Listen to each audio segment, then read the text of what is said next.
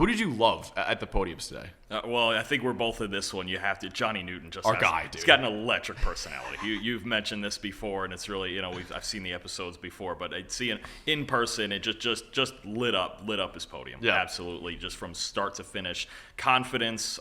He had headphones on when he was coming up. I was like, dude, just a confident guy, confident in his ability, and still looking to get better. I mean, I think I like two things I liked about him is he talked about him and Jared Verse talked about they came up as running backs.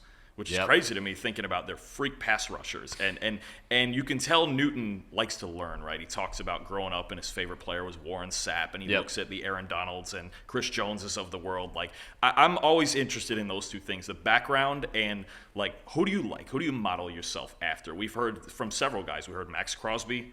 He was mentioned several times today. Max Crosby, TJ Watt was brought up. And I like with Newton – with Newton, it's like, I grew up watching Warren Sapp. I know what a 3 technique is supposed to look like. And we were watching this film earlier today, before lunch, and it was like, he moves all over the place. Like I think it's kind of weird to me that he's gotten dropped a little bit, like more into the early second round conversation, because his pass rush ability is premium. Yeah. Like, he's such an athlete, and he played the second half of the season with, was it a foot fracture?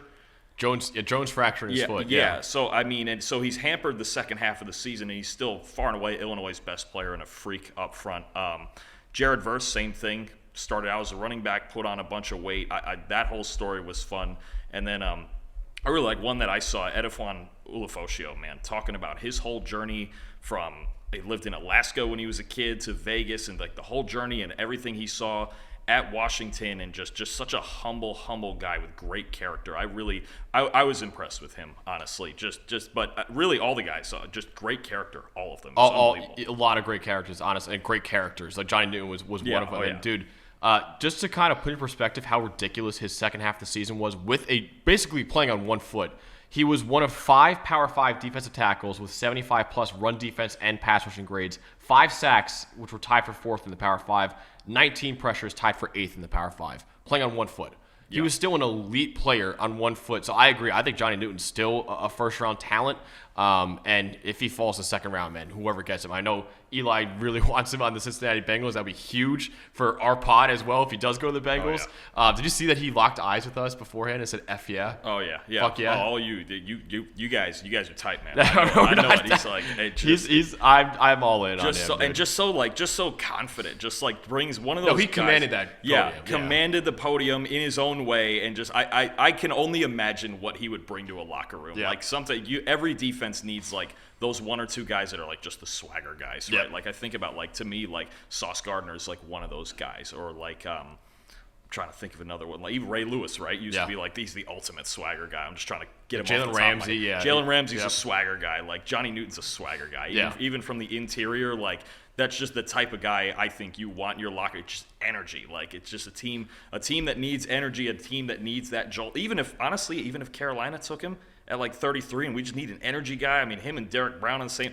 We talked about Detroit. Like, he would fit right in there with all the characters they have in there. Him and Aiden Hutchinson next to each other, that would fit perfectly. McNeil, with McNeil filling the egg, absolutely. Yeah, dude. So I just think I think he still needs to be in the first round conversation. Absolutely. So unfortunately, with that Jones fracture, he's not going to be working out. He did say though he will be working out at the pro day, and he basically was like, "I'm going to light up my pro day." So I'm excited for that. Maybe we have to get a field trip out to Champaign, Illinois, for that pro day. Honestly, man. But check out the interview with Johnny Newton that's available on our channel. Literally, I think the most honest player I've ever interviewed in my life. Usually, so one of the questions I ask players who could have declared is, I say, "Hey, why'd you come back?" And usually they say, "Hey, I want to win a championship. I want to be there. I want to get my degree. I want to be there for my guys." He literally was like, "No, dude, I look at mock drafts. I wasn't in the first round. I'm going back to school. I want to be a first-round pick." He was brutally honest in that. So check out the interview. He's an awesome character.